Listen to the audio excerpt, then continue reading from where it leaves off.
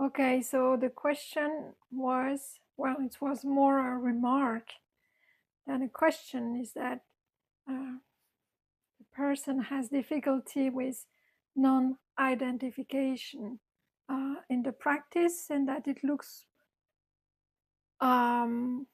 very theoretical and difficult to apply in meditation, right? Vipassana.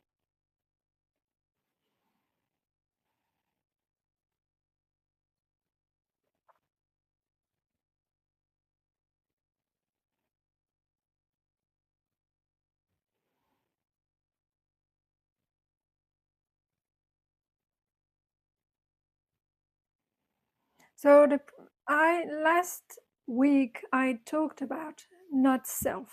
So the practice, the insight practice, is actually with a calm mind. You look at 5 aggregates that are the body, form, perceptions, feeling tones,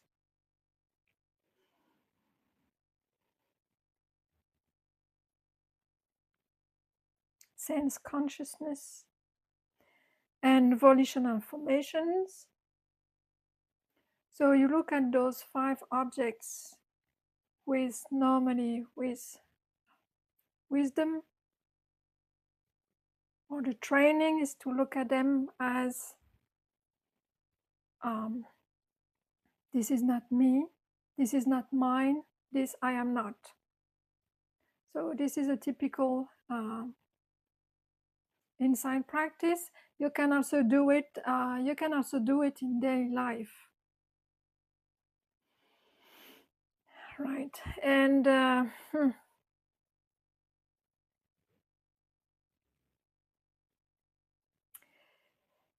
and the difficulty might come from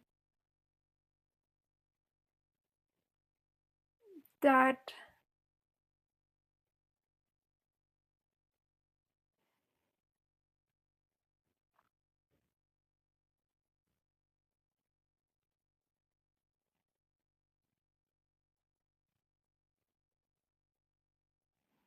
it might come from that we want some results out of it.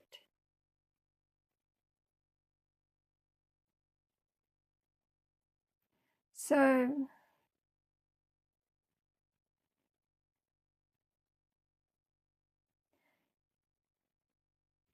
maybe we think that if we think that we are not that body, then we won't anymore suffer from the body, right? Or if we think that I'm not my feeling because they come and go, right? So there might be this intellectual understanding. And then, yeah, okay, I think it. I understand it. I think that it might be true. But still, I still have my feelings, and my feelings are still annoying me. I mean, I'm still overwhelmed by my anger or my sadness or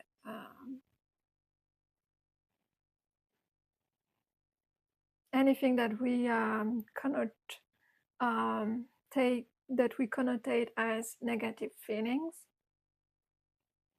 And therefore, we want results out of that thinking.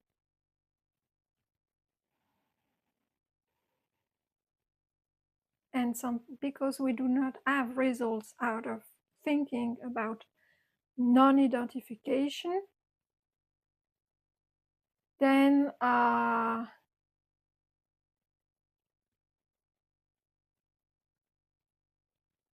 we might develop some resistance regarding that practice, okay? Or maybe also as well, we really do not want to non-identify with the body, because maybe somewhere we think that there is something wrong with saying that, because everybody else around would identify with the body.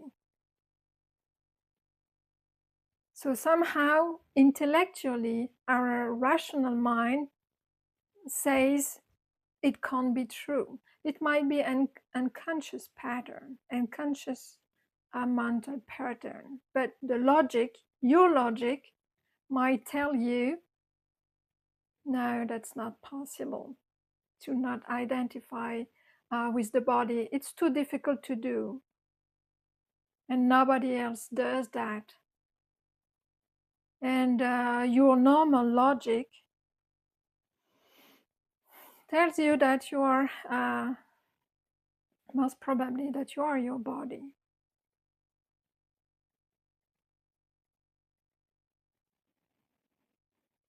So you should have a look to those points. How much you think about non-identification, how much you take it as. So the not self practice shouldn't be a kind of, and I said it several times, it's not a kind of negation. We are not trying to obliterate anyone. We are not trying to annihilate anyone. Because then, if you think that it is that, then nobody wants to do that practice somehow. Because there is a strong fear and it will develop strong resistance. And therefore, just going into meditation, just even before the insight practice, then somehow the mind will not allow you to do the practice at all. It will try to question it somehow. Okay? But I would say that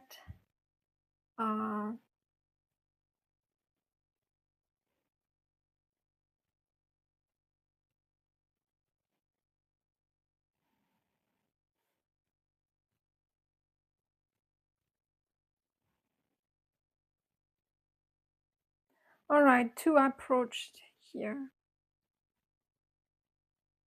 So it is not a general reply, it's a reply to you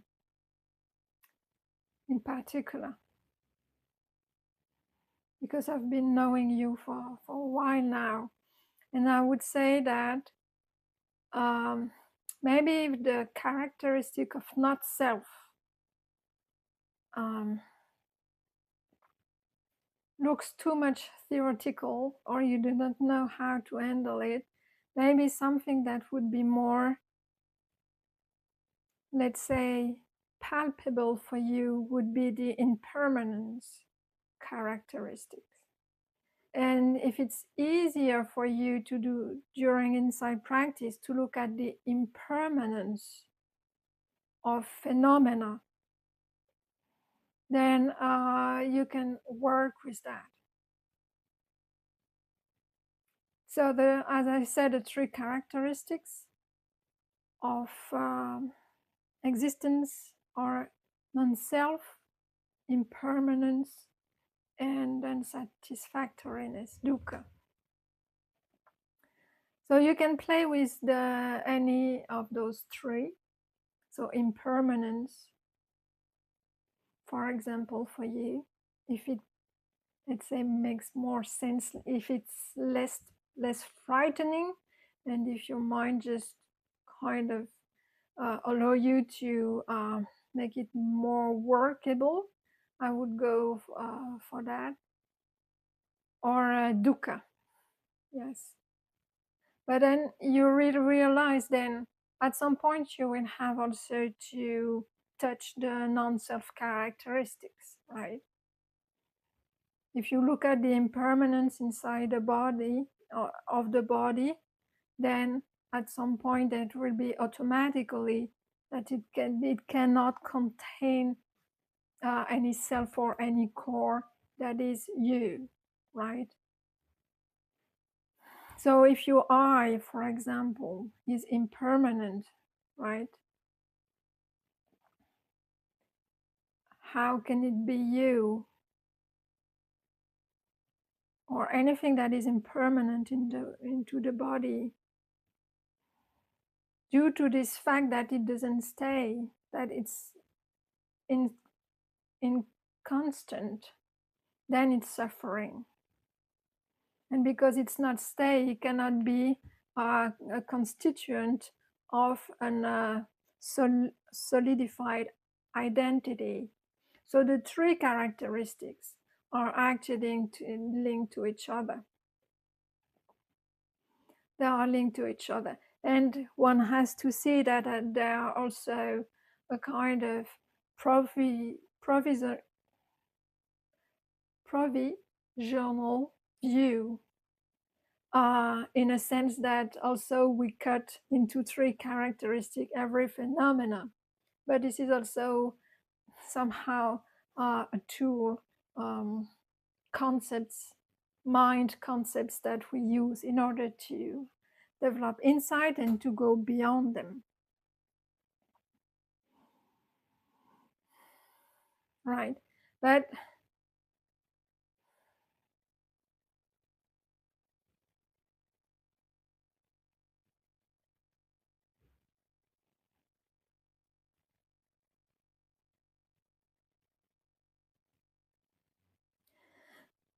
this not self practice has to be approached by direct experience.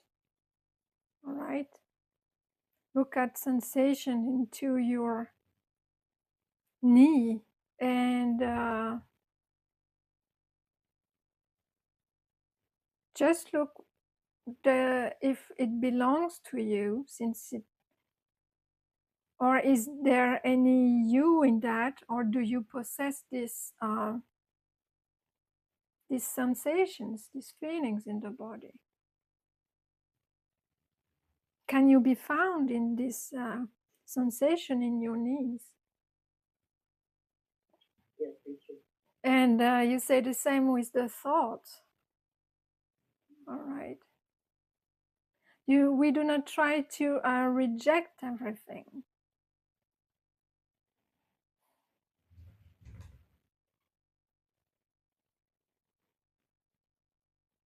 I would say that even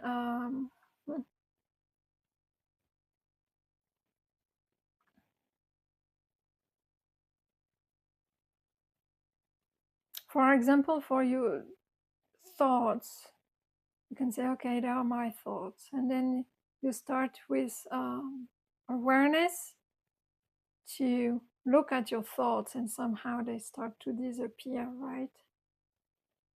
As soon as you start to find your thoughts or to look at them or to say, where am I in the thoughts? Somehow this way of looking into the mind will make them disappear. Then where can you be found in that?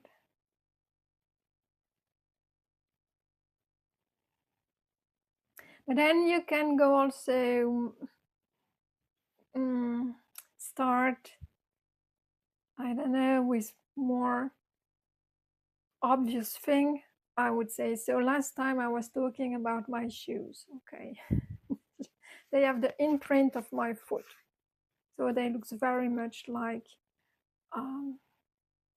belonging to me, right? For me, there is no question about that if I do not question a reality or the way I see life. But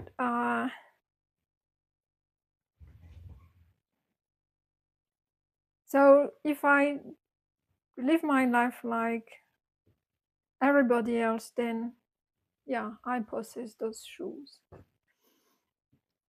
But then you can also sit, put them in front of you, I don't know, and then ask again the question. But do not think about that, all right? And say, investigate about that statement. How is it that a person can actually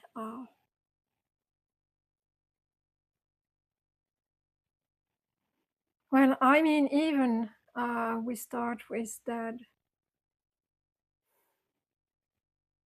because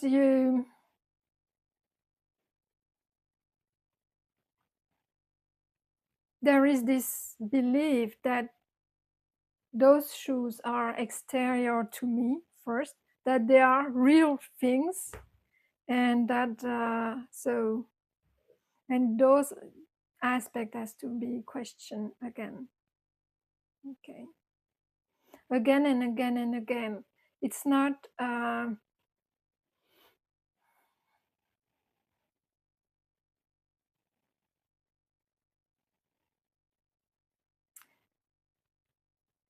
yeah, it's not that you have to.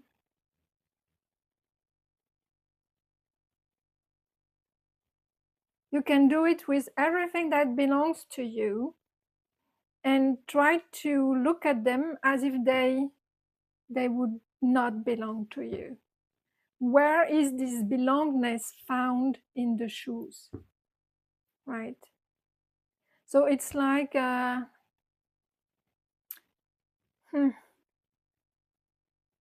it's like in the morning when you look at yourself in the mirror, right?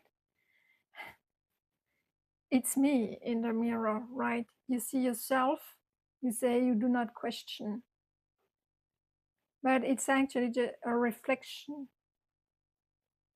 right?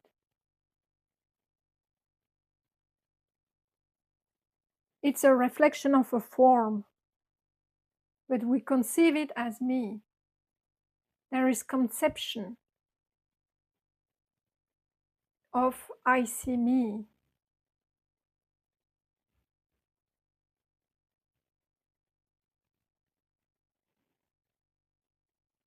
So like, it's like your shoes are actually, or any object of you, any object, they kind of are programmed, like it looks as if they contain your identity in them, this possessiveness. You look at them, there is no question. It's like possessiveness is actually imprinted into those objects. But look again at everything that surrounds you, even the clothes, or when you put some makeup on in the morning, or whenever, or when you do your hair. All right, those are my hair. My question again, where is this mine come from? If you brush your hair and then some are falling off, are they still yours? And then you put them where? In the trash, and then it goes away. So where does my hair, they went to? Yeah, I'm going to be burned with the trash. How terrible is that?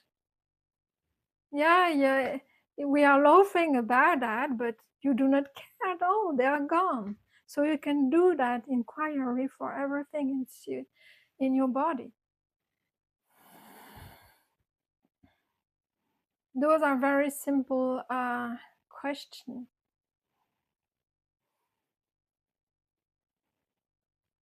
Yeah, you can investigate about what you take. Yes, any kind of belonging you have, or even, I don't know, some jewels or rings. What else? I don't know, your favorite box. And start to imagine that you are throwing everything, or that you're giving everything away. You take in your apartment, you take one object, one thing that you will consider very difficult to give to someone else. All right? You can do that exercise. You take that object, which is yours, you consider as yours, like the very last thing you're gonna give away, put in the trash, or share with someone. And just then look at the object and just ask yourself, what does it say? What's the reality of me possessing it, right? What if my neighbor consider it is?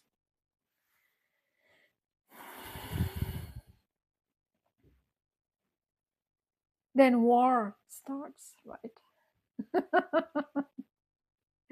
The neighbor is the thief.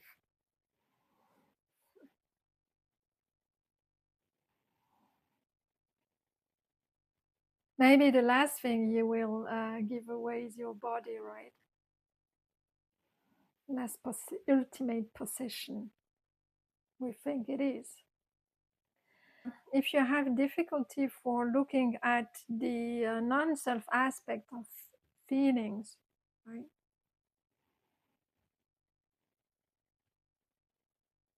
Then if you have already felt that feelings inside the body, they are related to a kind of also sensation inside the body, right? So for example, uh, anger is a lot of contraction, maybe muscular contraction.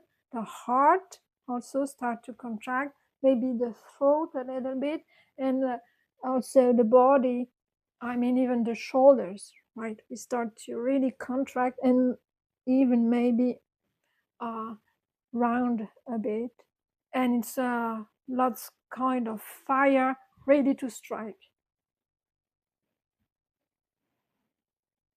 And when we feel that, when there is anger, for example, so we see, if we manage to see the rising of it and then the cooling down of it. Okay, so you see the rising and passing away of those feelings. If you're able to see that, or if you are not able to be aware of that when you are experiencing anger, then you can say, okay, 2 days ago I was in that, I had anger in me, it felt like this, it came up and then it went away, because we do not care about the why, but there is the realization that it went away. Okay, but so that means that it didn't stay, it didn't remain. So it was there maybe for 30 minutes, right? So it was not permanent, we say. It came and go. So how can it be yourself, right? Or that would mean that you are also coming and going with the feelings.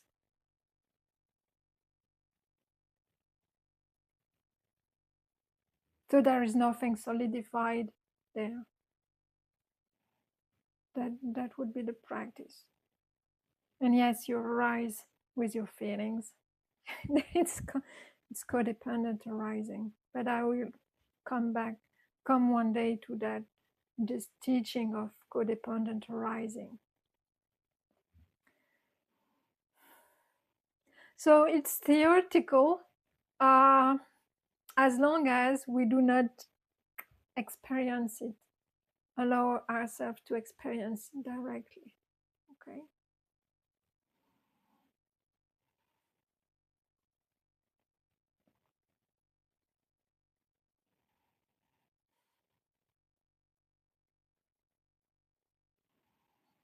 Something is going to come up, something to add to that.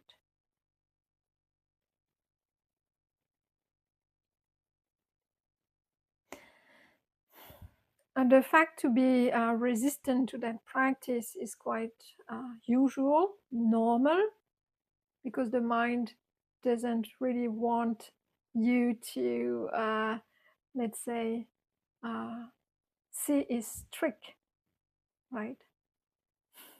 Because as soon as you realize that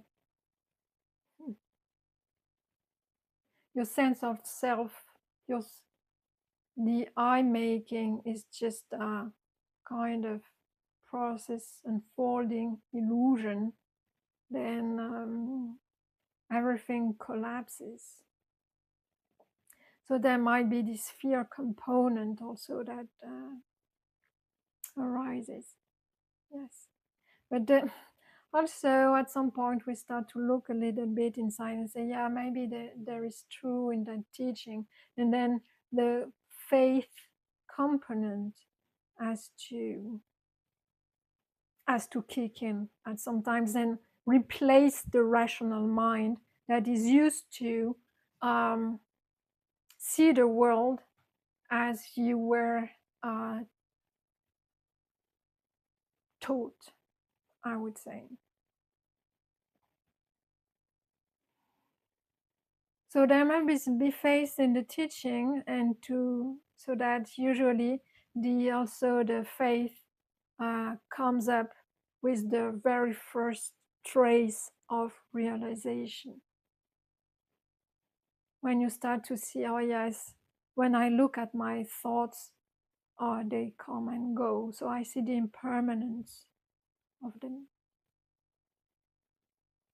When you start to see more and more clearly with awareness, mindfulness, the arising and passing away of the feelings, of the way you interpret things, the perceptions, the thoughts that are so coming and going, changing all the time, right?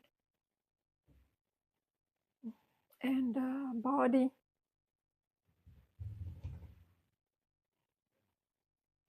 And also the sense consciousness.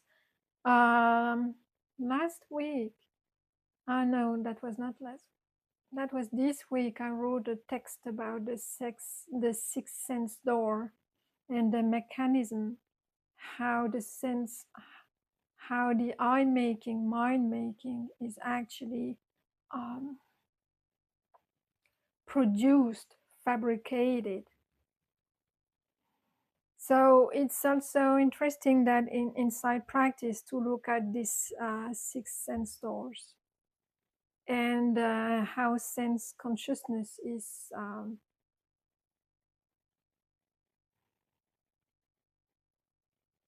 well, let's say that as a first step starts to be aware of them. All right, so the tongue, the nose, the ear, the eye, tactile sensation, thoughts. Well, thoughts, I said here, but we cannot locate really thoughts. So do not misunderstand when I say that. Most of the time when we think a lot, we feel like there is a lot of energy there. So maybe.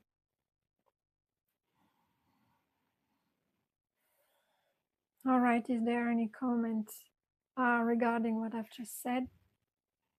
Something to add?